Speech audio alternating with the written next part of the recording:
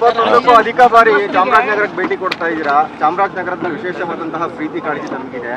ಈಗ ಚಾಮರಾಜನಗರ ಬರ್ತೀವಿ ಮುಖ್ಯಮಂತ್ರಿ ಅಧಿಕಾರ ಕಳ್ಕೊಂತಾರೆ ಅಂತ ಇತ್ತು ಸರ್, ಅದನ್ನೆಲ್ಲವೂ ಕೂಡ ಮೂಢನಂಬಿಕೆನ ತಾವು ತೆಗೆದಾಕಿದ್ದಾರೆ. ಅದೆಲ್ಲ ನಂಬಿಕೆ ಇಲ್ಲ ನನಗೆ.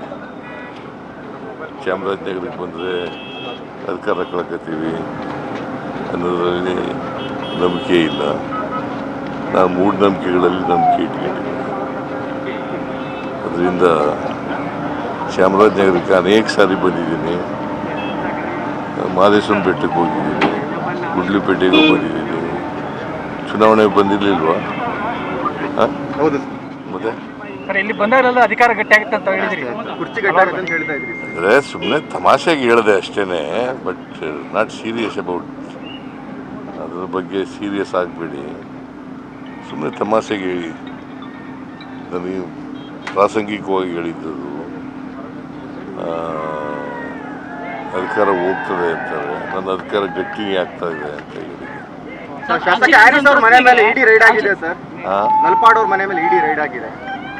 ಕೇಂದ್ರ ಸರ್ಕಾರದವರು ಯಾವಾಗಲೂ ಕಾಂಗ್ರೆಸ್ನವ್ರನ್ನೇ ಗುರಿ ಇಟ್ಕೊಂಡು ಮಾಡ್ತಾರೆ.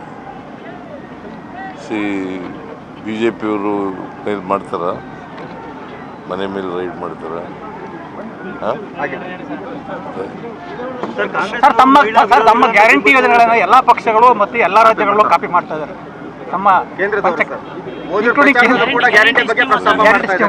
ಈಗ ಯಾರು ವಿರೋಧ ಮಾಡಿದ್ರು ಅವ್ರಿಗೆ ಈಗ ಗೊತ್ತಾಯ್ತಲ್ಲ, ಗ್ಯಾರಂಟಿ ಯೋಜನೆಗಳು ಬಡವ್ರಿಗೋಸ್ಕರ ಇರ್ತಕ್ಕಂಥ ಕಾರ್ಯಕ್ರಮಗಳು ಅಂತ ಗೊತ್ತಾಯ್ತಲ್ಲ.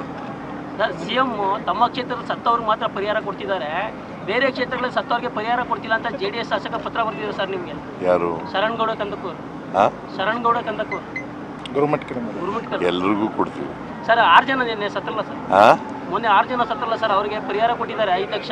ನಮ್ಮ ಕ್ಷೇತ್ರದ 4 ಜನ ಸತ್ತಿದ್ರು, ಅವ್ರಿಗೆ ಪರಿಹಾರ ಇನ್ನೂ ಕೊಟ್ಟಿಲ್ಲ ಅಂತ. ಅವ್ರು ಕೇಳಿದ್ರೆ ಕೊಡ್ತೀನಿ, ಕೇಳಿಲ್ಲ ಅವರು, ಅದು ಕೊಡ್ತೀವಿ. ಸರ್ ಮತ್ತೆ ಗುಂಡ್ಲುಪೇಟೆಯಲ್ಲಿ ಸತ್ತಿದ್ದಾರೆ.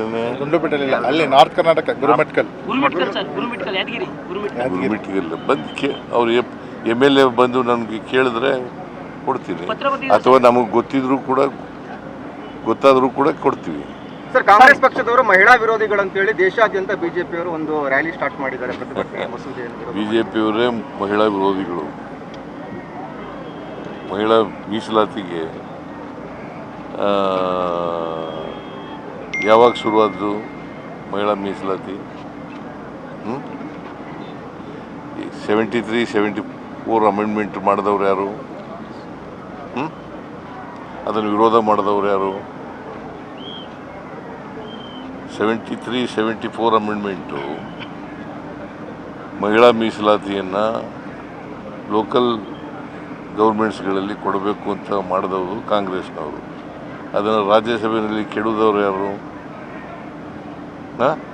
ಯಾರು ರೀ ಗೊತ್ತಾ ನಿಮಗೆ?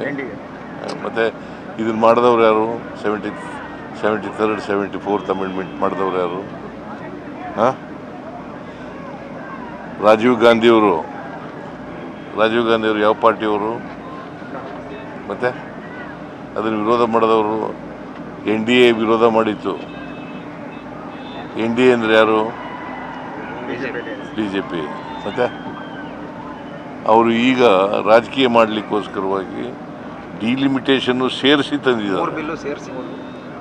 ನಾವು ವುಮೆನ್ ರಿಸರ್ವೇಷನ್ಗೆ ವಿರೋಧ ಅಲ್ಲ, ಡಿಲಿಮಿಟೇಷನ್ಗೆ ವಿರೋಧ ಅಷ್ಟೇ. ಡಿಲಿಮಿಟೇಷನ್ ಕೋರ್ಟ್ಗೆ ಹೋಗಿತ್ತಲ್ಲ ಸರ್, ಕೋರ್ಟಲ್ಲಿ ಈ ಬಾರಿ ಗ್ರೇಡ್ ಬೇರೆ ಮಾರ್ಕ್ಸ್ ಕೊಡಿ ಅಂತ ಕೊಡಿ ಅಂತ. ಈ ವರ್ಷ ಮಾರ್ಕ್ಸ್ ಕೊಡಿ, ಮುಂದಿನ ವರ್ಷ ನೀವು ತೀರ್ಮಾನ ಮಾಡಿ ಅಂತ ಹೇಳಿದರು.